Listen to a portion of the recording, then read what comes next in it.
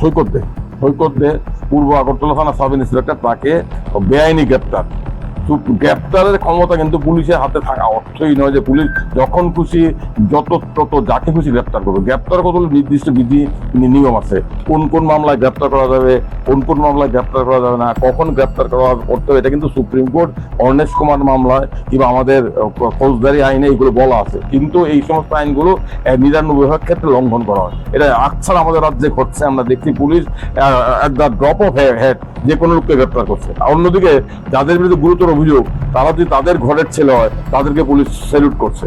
তো এই যে সৈকত দে তো ঘটনার বলি, কারণ এমন একটা পরিস্থিতি তৈরি করছে, সৈকত দে মাত্র ধরা পড়েছে বা এই ধরনের ঘটনা কিন্তু পুলিশের একাংশ অফিসার করেন উচ্চ মহলের চাপে। এবং সবচেয়ে ন্যাক্কারজনক ভূমিকা হলো পুলিশের ডিজির ভূমিকা, এসপির ভূমিকা। তারা কি করলেন?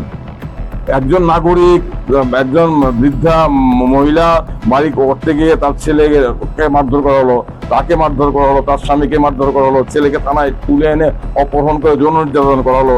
নাগরিক জানালেন পুলিশের মহানির্দেশকের কাছে, পুর কমিশনারের কাছে, এসপির কাছে, তারা বসে রইলেন। তো তারা কি করতে আছেন? এটা তো সাধারণ নাগরিকদের প্রশ্ন। আজকে উচ্চ আদালতে না যেত বিষয়টা, উচ্চ আদালত যদি হস্তক্ষেপ না করতেন তাহলে সবটাই থামাতে করে যেত।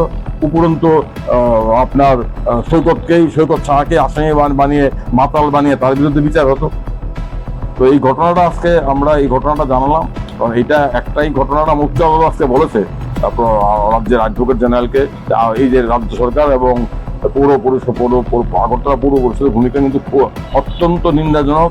এবং আমরা উচ্চ অ্যাডভোকেট জেনারেল বলেছেন এই ঘটনার ফলে তারা রাজ্য সরকার সঠিক ব্যবস্থা নেবেন। আমরা দেখবো, আমরা আশা করতে আপত্তি নেই যে this judgement or this order will send a message down the line. আমরা দেখি কি হয় আগামী দিনে। পুলিশ আধিকারিকের বিরুদ্ধে কি রায় দিয়েছে? রায় তো তাকে দোষী সাব্যস্ত বলে, আমার জানার মতে এই ধরনের বেআইনি গ্রেপ্তারের দায়ে দোষী সাব্যস্ত হওয়ার ঘটনা আমার জানা নেই। ইদানিংকালে বেআইনি গ্রেপ্তার হয়, ৮০% গ্রেপ্তার বেআইনি, কিন্তু কাগজে কলমে প্রমাণ করা যায় না। মানুষ থানায় আসতে ভয় করে, বিভিন্নভাবে চাপ দেওয়া হয়। একটা হাতে নাতে ধরা পড়েছে বেআইনি গ্রেপ্তার, সম্পূর্ণ বেআইনি গ্রেপ্তার। ধরুন না, ঘটনা নাকি একজন যুবককে মারধর করলো, থানায় এসে যৌন নির্যাতন করলো, তারপর যৌন নির্যাতন হলো বিফোর সিসি ফুটেজ, তাদের কোনো ভয় ডর নেই। তারপর তার বিরুদ্ধে মিথ্যা মামলা সাজিয়ে তাকে উল্টো আসামি বানিয়ে দেওয়া হলো। কোন জায়গায় গেছে সেটা জেনেও ডিজি, এসপি তারা নীরব দর্শক। আন্ডার সেক্রেটারি সৈকত দে পুলিশের সাব ইন্সপেক্টর, তাকে আদালত অবমাননা এবং বেআইনি গ্রেপ্তারের দায়ে দোষী সাব্যস্ত করে সাজা হিসাবে কত ২,০০০ টাকা জরিমানা দেওয়ার নির্দেশ দিয়েছে। এবং যদি জরিমানার টাকা আগামী ১ মাসের মধ্যে না দেওয়া হয় তাহলে তাকে ১ মাস জেল খাটতে হবে। সুপ্রিম কোর্টের নির্দেশ অমান্য করে বেআইনি গ্রেপ্তারের দায়ে রাজ্য পুলিশের একজন সাব ইন্সপেক্টরকে উচ্চ আদালত আজকে দোষী সাব্যস্ত করে ১,০০০ টাকা জরিমানা ধার্য করেছেন এবং বলেছেন যদি ১ মাসের মধ্যে জরিমানার টাকা না দেওয়া হয় তাহলে ১ মাসের কারাদণ্ড ভোগ করতে হবে। এটা সাম্প্রতিককালে পুলিশ অফিসার বেআইনি গ্রেপ্তারের দায়ে অভিযুক্ত হয়ে দোষী সাব্যস্ত হওয়ার উদাহরণ খুব একটা নেই। যদিও বেআইনি গ্রেপ্তার অসংখ্য ঘটছে, কিন্তু আজকে একটি ক্ষেত্রে সেটা আদালতে প্রমাণিত হলো। এবং সংশ্লিষ্ট পুলিশ অফিসার যিনি পূর্ব থানার সাব ইন্সপেক্টর সৈকত দে, যাকে বর্তমানে সাসপেন্ড করা হয়েছে, তাকে আজকে উচ্চ আদালত সরাসরি সুপ্রিম কোর্টের নির্দেশ অমান্য করে বেআইনি গ্রেপ্তারের দায়ে অভিযুক্ত করে দোষী সাব্যস্ত করেছেন এবং আদালত অবমাননার দায়ে তাকে সাজা হিসাবে ১,০০০ টাকা জরিমানা নির্দেশ দিয়েছেন। অন্যথায় ৪ সপ্তাহের মধ্যে জরিমানা টাকা না দিলে ১ মাস কারাবাসের নির্দেশ দিয়েছেন। এই মামলার সূত্রপাত আপনারা জানেন রত্না রায়ের রিট আবেদনের পরিপ্রেক্ষিতে, এবং সেই আদেশও আজকে উচ্চ আদালত দিয়েছে। বলেছে যে রত্না রায়ের অভিযোগ বিশেষ তদন্তকারী দলের প্রাথমিক তদন্তে যথার্থ বলে প্রতিবন্ধ হয়েছে। এবং উচ্চ আদালতের আদেশ এবং পর্যবেক্ষণে স্পষ্ট পুলিশ কিভাবে মিথ্যা মামলা সাজিয়ে নির্যাতিত যুবককে গ্রেপ্তার করেছিল, কিভাবে পরবর্তী সময়ে স্বরাষ্ট্র দপ্তরের অবর সচিব মিথ্যা এবং বিভ্রান্তিকর হলফনামা আদালতে দিয়েছে। সব ঘটনাই আজকে ফাঁস হয়ে গেছে বিশেষ তদন্তকারী দলের রিপোর্টে। সেই রিপোর্টে বলা হয়েছে সৈকত শাহ, রত্না রায়ের ছেলে, সৈকত সাহার কাছে 2 লক্ষ টাকা উৎকোচ দাবি করেছিল আগরতলা পৌরসভার টাস্ক ফোর্সের কর্মী রবীন্দ্রনারায়ণ ঘোষ। কারণ হচ্ছে রত্না রায় তার বাড়িতে গৃহ তৈরি করছিলেন, বিল্ডিং কনস্ট্রাকশন করছিলেন। সেখানে আচমকা টাস্ক ফোর্সের বাহিনীকে হাজির হয়ে বলে কাজ বন্ধ করতে হবে। তারপর রত্না রায়ের ছেলে সৈকতকে টেলিফোনে বলে অবিলম্বে 2 লক্ষ টাকা আজকের মধ্যে দিতে হবে। এটা হলো 4 তারিখ বিকেলের ঘটনা। সেই মোতাবেক রত্না রায়ের ছেলে সৈকত টাকা দিতে অস্বীকার করে। স্বাভাবিকভাবে কেন আমি টাকা দেবো, সেই অপরাধে টাকা দিতে অস্বীকার করার অপরাধে, তথাকথিত অপরাধে 4 তারিখ 4 এপ্রিল রাত্রিবেলা দুষ্কৃতিকারী, যার মধ্যে রবীন্দ্রনারায়ণ ঘোষ ছিলেন, আগরতলা পৌর পরিষদের টাস্ক ফোর্সের কর্মচারী, এসপিও, স্পেশাল পুলিশ অফিসার জয় দেবনাথ, অন্যান্য দুষ্কৃতিকারীরা রত্না রায়ের বাড়িতে চড়াও হয়ে সৈকত তার ছেলেকে বেধড়ক মারধর করে এবং ছেলেকে বাঁচাতে গিয়ে বৃদ্ধা মা এবং বাবাও আক্রান্ত হন, আহত হন, জখম হন। পরবর্তী সময়ে ঘটনাস্থল থেকে সৈকতকে অপহরণ করে দুষ্কৃতিকারীরা পূর্ব থানায় নিয়ে আসে এবং পূর্ব থানার কর্তব্যরত পুলিশ আধিকারিকদের সামনে সৈকতকে যৌন নির্যাতন করে আপনার জয় দেবনাথ এবং রবীন্দ্রনাথ ঘোষ। সৈকত শাহকে যৌন নির্যাতন করে, এটা আপনারা জানেন, আমি বারবার বলতেও আমাদের অস্বস্তি বোধ হয়। যৌন নির্যাতন করে এবং যৌন নির্যাতন করে এই নির্যাতিতকেই মিথ্যা মামলা সাজিয়ে গ্রেপ্তার করে আটক রাখা হয়। এই ঘটনা 4 তারিখ রাত্রে। 6 তারিখ সৈকতের মা রত্না শাহ এফআইআর করেন। থানা এফআইআর গ্রহণ করেনি, পূর্ব আগরতলা মহিলা থানা কেউ এফআইআর গ্রহণ করেনি। পরবর্তী সময় রাজ্য পুলিশের মহানির্দেশক এসপির কাছে জানানো হয়, কেউ কোনো প্রতিকার কেউ সুবিচার দেয়নি। পরবর্তী সময়ে মে মাসের প্রথম দিকে উচ্চ আদালতে রিট মামলা করা হয়। উচ্চ আদালতে রিট মামলা 5 তারিখ প্রাথমিক শুনানির জন্য উঠে উচ্চ আদালতের কড়া ধমকের সম্মুখে পড়ে থানা এফআইআর নিতে বাধ্য হয় 7 তারিখ। যে এফআইআর নেওয়ার কথা ছিল 6 এপ্রিল, সে এফআইআর নেওয়া হয়নি। 7ই মে উচ্চ আদালতে রিট মামলা নোটিশ করার পর থানা বাধ্য হয় এফআইআর নিতে।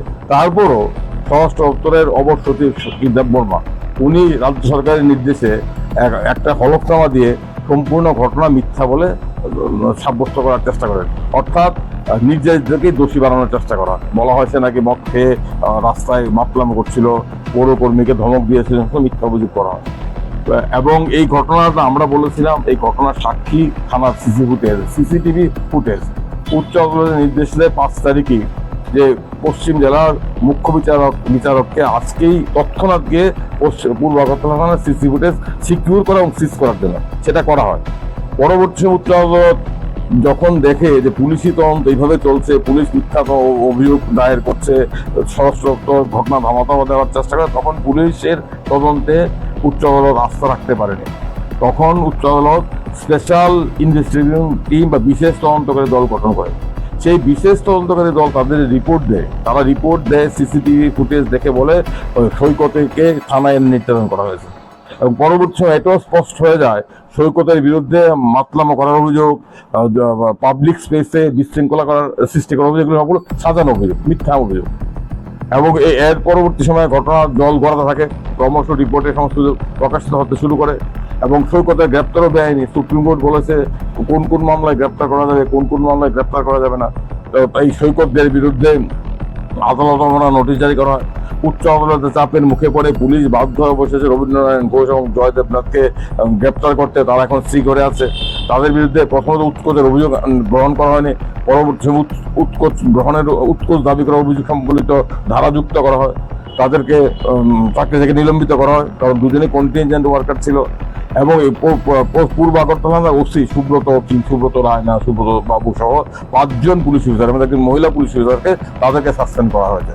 কারণ তাদের সামনে একটা ভয়ঙ্কর দিক হলো এটা কি, দেখুন দুষ্কৃতিকারীরা রাস্তায় বাড়ির সামনে একজন নাগরিককে মারধর করেছে বুঝলাম, কিন্তু তার চেয়ে ভয়ঙ্কর ঘটনা হলো দুষ্কৃতিকারীরা বর্তমানে কতটা নিরাপদ, কতটা তাদের মানে রাজত্ব, তারাই আহত যুবককে থানায় তুলে এনেছে।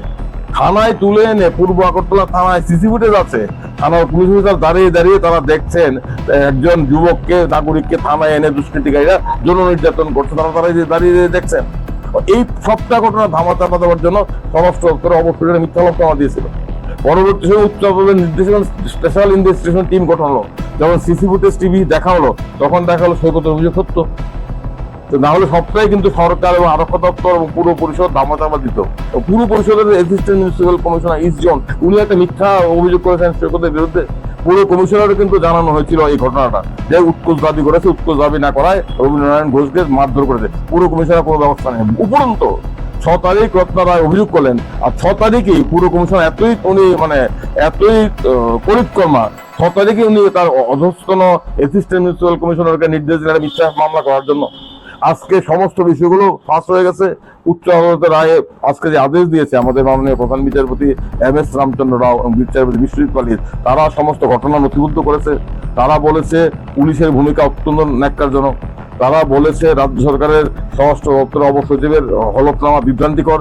এটাও উল্লেখ করার প্রয়োজন যে উচ্চ আদালতের চাপে পরবর্তী সময়ে রাজ্য সরকারের স্বরাষ্ট্র সচিব হলফনামা দিয়ে আগের মিথ্যা বিভ্রান্তিকর হলফনামা প্রত্যাহার করতে বাধ্য হয়েছে। এই ধরনের মানে সমস্ত কিছু হাতে নাতে ধরা পড়ে যাওয়ার ঘটনা ইদানিং কালে আমরা খুব একটা দেখিনি। এই হচ্ছে ঘটনা।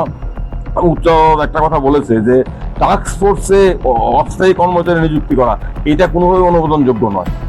এটা আমাদের নাগরিকদের অভিজ্ঞতা। সাধারণ নাগরিকরা যখন বিল্ডিং পারমিশন নিয়ে বাড়িঘর তৈরি করেন তখন টাস্ক ফোর্সের লোকজনকে তোলা হয়, যেটা উৎকোচ দাবি করে। এটা কিন্তু একটা বিচ্ছিন্ন ঘটনা নয়, এটা হচ্ছে টিপ অফ দ্য আইসবার্গ। হিমশোলের চূড়া মাত্র একটা ঘটনা আদালতের নজরে পড়েছে।